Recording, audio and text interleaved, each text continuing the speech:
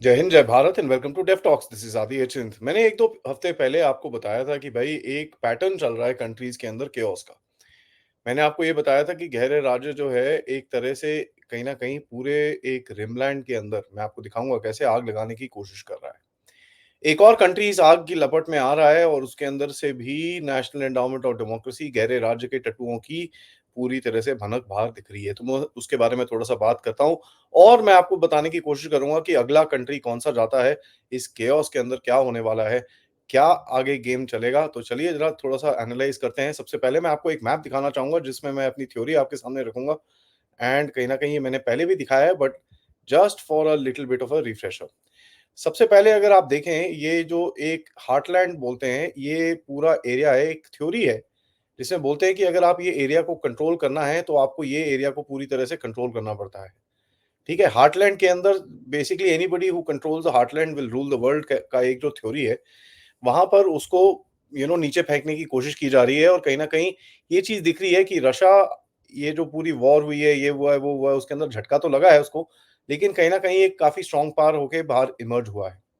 अगर उसको आपको कंट्रोल करना है, तो आपको रशिया के बॉर्डर्स पे जितनी कंट्रीज़ हैं, उसके अंदर आग लगानी पड़ेगी और अपने फ्रेंडली रेजिम्स लेके आनी पड़ेगी। तो कोई भी रशिया के साथ जो कोऑर्डिनेट करेगा, उसके साथ ये एक्शंस होंगे और आपने देखा ही है जिस तरह से भारत जब रशिया के साथ कुछ वेपन्स लेता है या तेल लेता है या ये लेता है या वो लेता है, तो क्या-क्या चीज़ें होती हैं। यहाँ पर एक और एंगल निकला है चाइना का, जहाँ पर चाइना के साथ को भी इसी इसी चीज़ में चेपा गया है कि भई जिसके भी चाइना के साथ अच्छे रिलेशंस हैं, वहाँ पर थोड़ा डिस्टेबलाइज़ेशन करनी बहुत ज़रूरी पड़ेगी। नाउ देखिए अगर रशिया के आस-पास ही अगर आप देखें सबसे पहली वॉर हो रही है यूक्रेन के अंदर, there is a huge amount of tension here और अगर नॉर्थ में जाके देखें तो ये 2 कंट्रीज़ को ऑलरेडी नेटो के अंदर ये ले आए हैं यूक्रेन वॉर की आड़ के अंदर। ठीक है? तो रशिया और बेलारूस एक हैं, यहाँ पर पोलैंड को स्ट्रेंथन किया जा रहा है, तो ये पूरा अगर आप यहाँ से स्टार्ट करें, ये पूरा रिमलैंड को यहाँ पर ऑलरेडी टेंशन शुरू हो चुके हैं।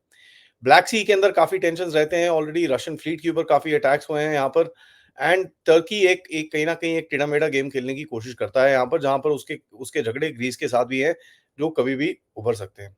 नीचे चले यहाँ पर इज़राइल में तो आपको पता ही है क्या चल रहा है, आज सुबह की जो खबर आ रही है कि भई हिज़बुल्लाह ने लेबनान में से काफ़ी ज़बरदस्त एक रॉकेट अटैक करा है और उन्होंने स्टेटमेंट दिया है कि साहब हम तो फुल ऑन वॉर स्टार्ट करने वाले हैं अभी।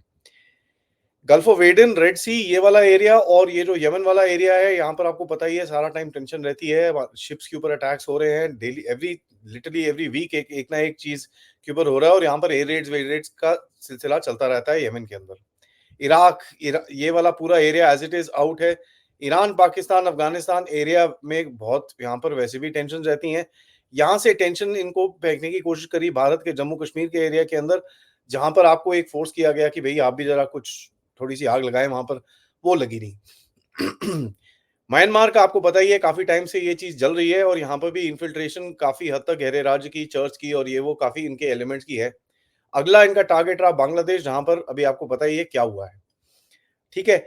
अभी आप देखें जो नेक्स्ट टारगेट आया है वो है इंडोनेशिया। यहाँ पर हो रहे हैं massive protest, massive anti government protest. तो बेसिकली ये जो एक गेम है, ये इस तरफ आ चुका है।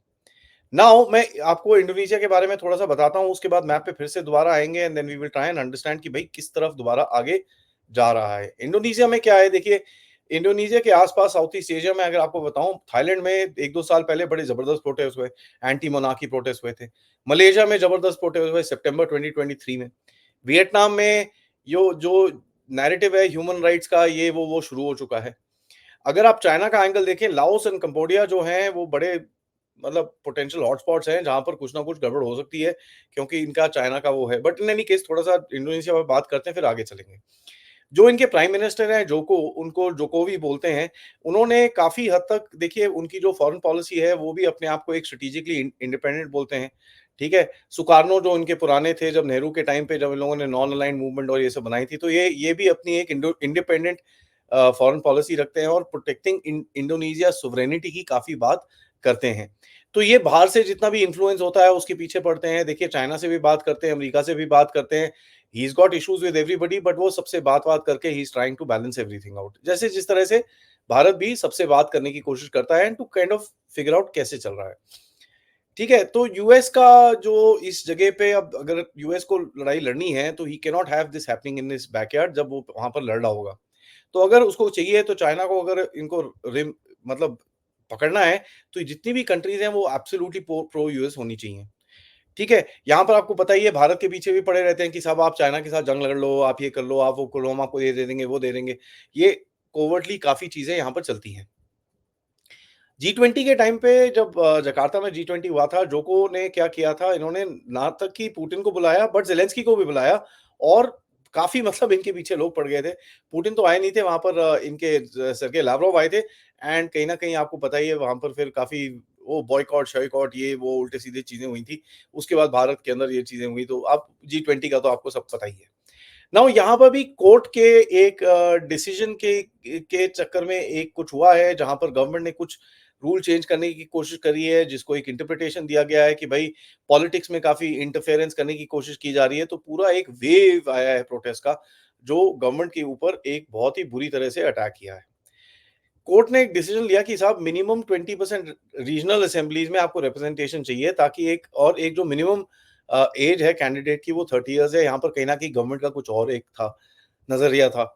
उसके अंदर कई लोग बोलते हैं जो को अपने बेटे को बिठाना था, अपने इसको बिठाना था, वो तो पॉलिटिक्स है यार, नेपोटिज्म तो हर जगह है ही है, whatever the case is. Now जैसे ही ये कोर्ट का डिसीजन खत्म हुआ, पार्लियामेंट ने कुछ चेंज करने की कोशिश करी और ठक से एकदम से प्रोटेस्ट आ गए। नाउ ये बड़ी इंटरेस्टिंग चीज़ होती है मतलब लिटरली प्रोटेस्टर ऐसे करके वेट कर रहे होते हैं। अभी कुछ होगा तो हम पैक करके बाहर निकलेंगे। तो अभी देखिए एक रिपोर्ट लीक हुई थी मिंट प्रेस न्यूज़ में सितंबर 2023 में जहां पर नेशनल एंडाउमेंट ऑफ डेमोक्रेसी के ने काफ़ी बात करी थी कलर रेवोल्यूशन की इंडोनेशिया के अंदर। इंडोनेशिया में नेशनल एंडाउमेंट ऑफ डेमोक्रेसी के काफ़ी लोग एक बेसिकली एक ऑफिस है उनका जिसको बोलते हैं international Republican institute correct if I am not wrong. 2023 अप्रैल मई से वहां पर एक्टिविटीज इन लोगों ने काफ़ी हद तक बढ़ा दी थी। ठीक है और ये आईआरआई जो इंटरनेशनल ये जो इंस्टीट्यूट है इनका ये काफ़ी हद तक एवरी वीक ये रिपोर्ट बैक भेज रहा था कि किस कौन सी पॉलिटिकल पार्टी किस जगह बैठी है, कौन सी एलजी एनजीओ है, कौन सा सिविल सोसाइटी ऑर्गेनाइजेशन है, क्या है, ये है, वो है। और कहीं न कहीं जितने भी 2024 के कैंडिडेट्स हैं क्योंकि जोको साहब का टर्म खत्म हो गया है, legally he can not run for another term. तो अगले टर्म के जो कैंडिडेट्स हैं उनको ऑलरेडी ये लोग लपेटा लपेटा मारना शुरू हो गए, उनकी काफ़ी फ़ोटोज़ तो काफ़ी आई थी। तो इसको बोलते हैं इमर्जिंग लीडर्स प्रोग्राम जिसके अंदर ये कहीं न कहीं ये और हमारे भी यहाँ से काफ़ी लोग गए हुए हैं, आपको पता ही है मैं किन-किन की बात कर रहा हूँ। तो इमर्जिंग लीडर्स प्रोग्राम के अंदर इन्होंने काफ़ी लोगों को मतलब सेट सूट करने की कोशिश करी। देखिए उसके बाद एक एक एक इंसान, हैवान, शैतान जो मर्ज़ी बोल लीजिए हैं कि एक टेड मीनहावर करके एक बंदे हैं, जैसे बांग्लादेश में जॉन डैनियलोविस है। यहाँ पर टेड मीनहावर करके बंदे हैं कि ये काफ़ी हद तक गवर्नमेंट को जाके कंसर्न्स अपने बोल रहे हैं कि साहब आप ना ये मत करो, आप ना वो मत करो, आप ना ये मत करो, आप ना वो मत करो। यहाँ तक कि इन लोगों ने जाके ये लेबर यूनियंस और ट्रेड ट्रेड यूनियंस और काफ़ी अदर पॉलिटिकल पार्टीज़ के साथ बैठ-बूठ के एक 17 अगस्त की डेट भी चूज़ कर ली थी कि साहब प्रोटेस्ट लॉन्च करने की बात करी है और ये पूरा चीज़ रिपोर्ट इनकी लीक हुई थी। यहाँ पर इंडोनेशिया ने जैसे भारत में भी देखिए कभी-कभार ये जब चीज़ें होती हैं तो भारत की मिनिस्ट्री ऑफ एक्सटर्नल अफेयर्स की तरफ से भी एक आ जाता है भैया please do not interfere in our elections and this and that. उसी तरह से इंडोनेशिया ने भी बोला था कि साहब हमारे इलेक्शंस और हमारी पॉलिटिक्स के अंदर आप इंटरफेयर मत ही करिए। अभी उसके बाद जो एक नैरेटिव चला है कि भई एक जॉब क्रिएशंस बिल है, ठीक है? वो जॉब क्रिएशन बिल के चलते इंडोनेशिया में प्रोटेस्ट चल रहे हैं क्योंकि ये जो जॉब क्रिएशन बिल है, ये बड़ा प्रो चाइना है, ठीक है? तो ये बड़ी इंटरेस्टिंग सी एक कहानी है अगर आप देखेंगे किस तरह से ये जाती है एंड यहाँ पर आप अगर आप देखेंगे कि यहाँ पूरी मतलब लिटरली आग लगी हुई है जहाँ पर कल पार्लियामेंट में स्टॉर्म कर रहे थे, ये हो रहा था, वो हो रहा था, all sorts of tell tale signs जो बांग्लादेश में हुए, वही एग्ज़ैक्टली चल रहे हैं। तो मैं ज़रा अभी दोबारा आपको मैप पे लेके जाता हूँ, ताकि हम थोड़ा देख सकें ये सिचुएशन कैसे आगे जाएगी। वो तो अभी टाइम ही बताएगा because it's too early in the game to figure out क्या हो रहा है, लेकिन प्रेशर बहुत है गवर्नमेंट के ऊपर। तो अगर ये साउथ चाइना सी में पहुँच चुका है, तो इंडोनेशिया है, मलेशिया में मैंने आपको बताया एक एक कहीं न कहीं इश्यू हुआ था, थाईलैंड में भी एक इश्यू हुआ था। ये सब कंट्रीज़ के अंदर जो-जो फॉल्ट लाइन्स है उसको ऑलरेडी एक्सप्लॉइट करके रखा हुआ है। वियतनाम में ह्यूमन राइट्स और इन चीज़ों की बात हो रही है बट वियतनाम काफ़ी एक अलूफ़ सा कंट्री है, उसके अंदर यूएस का इतना इन्फ्लुएंस अभी तक नहीं है। अगर थोड़ा अंदर जाएँ लाओस और कंबोडिया जो हैं ये 2 कंट्रीज़ ये लिटरली चाइना के खरीदे हुए हैं। इनके कोई 70-80 परसेंट डेट-वेट सब कुछ इनका अमेरिका का ही है। तो अगर ये 2 कंट्रीज़ हैं, यहाँ पर कुछ अगर देखने को मिलता है तो that's something that we'll have to see. But एक आउटलायर भी है इसके अंदर जहाँ पर एल्बनीज़े साहब जो हैं ऑस्ट्रेलिया के प्राइम मिनिस्टर, उनके पीछे भी थोड़ी अभी चीज़ें आवाज़ें उठनी शुरू हो गई हैं क्या ऑस्ट्रेलिया भी केओस के अंदर जाएगा? ये मुझे नहीं पता क्योंकि ये अपने लोगों को छोड़ते नहीं है, आप देख ही रहे हैं यूके में क्या हो रहा है। मैं आपको फ्रांस के बारे में बताऊँ कि फ्रांस का अब नया इलेक्शन हुआ था, बाय द वे वो जो नया इलेक्शन हुआ था, वो अभी तक इम्प्लीमेंट नहीं हुआ है। ठीक है? बिकॉज़ और जो रीज़न दिया जा रहा है कि साहब अभी तक ना वो no, no we don't think the government is very good so we will not we will do something. पहले तो बोला था कि साहब ओलंपिक्स तक का नहीं गवर्नमेंट नहीं चेंज करनी चाहिए हमको। अब बोलते हैं नहीं, नहीं this new government is not very good so we don't think we will go for it. और ये किसका डिसीजन है? कुछ फ्यू लोगों का फ्रांस के अंदर जो डिसाइड कर रहे हैं। ये चीज़ आप देख लीजिए किस तरह से गहरा राज्य गेम खेलता है एंड यहाँ पर आपको सैंक्टिमनी और पूरे-पूरे लेक्चर सुनाए जाते हैं भारत को ऑन डेमोक्रेसी। अपने देश में क्या हो रहा है इनको तो खुद पता नहीं है। ये सिचुएशन थोड़ी एक्सप्लोसिव रहेगी। इसके ऊपर थोड़ी नज़र रखते रहेंगे। आज संडे का दिन है, संडे में मैं दोपहर से आपके लिए एक सोलो सेशन के लिए मिलूँगा। ज़्यादातर हम बांग्लादेश की बात करेंगे, कुछ चीज़ें वहाँ पर हुई हैं और कुछ चीज़ें मेरे हाथ में आई हैं, जो मैं थोड़ी एक्सपोज़ करना चाहता हूँ। क्योंकि बांग्लादेश में एक नैरेटिव चल रहा है कि भई हम हिंदुओं के खिलाफ कुछ नहीं कर रहे, ये सब फेक न्यूज़ है, तो मैं थोड़ा एविडेंस देना चाहूँगा। और रात को हम बात करेंगे राजा मुनीब साहब से, थोड़ा वेस्टर्न फ्रंट की तरफ भी थोड़ा खोल के देखें, क्योंकि भारत के चैलेंजेस दोनों तरफ से हैं, so we have to find out what's happening on the other front as well. ये वीडियो को लाइक ज़रूर करिएगा, सब्सक्राइब करिएगा चैनल को, most importantly share this with your friends and families. और हाँ, एक्चुअली मेरे दिमाग से निकल गया, करीब 1 बजे रिनाउंड जर्नलिस्ट स्मिता देशमुख जी हमारे साथ आके बात करेंगी। भाई, हिंदुओं के साथ जो आजकल अत्याचार पूरी दुनिया में हो रहे हैं, उसके लिए तो एक ही शब्द हमको बोलना चाहिए कि जागो हिंदू भाई-बहनों जागो। कैसे जागना चाहिए हिंदुओं को, इसके बारे में स्मिता जी आज हमारे से बात करेंगी। एक छोटा-सा शो है, ज़रूर देखिएगा। और आप लोग इस चैनल की तरफ कंट्रीब्यूट कर सकते हैं क्यूआर कोड या फिर पेपैल या फिर सुपर स्टिकर, सुपर चैट्स के साथ। जय हिंद, जय भारत।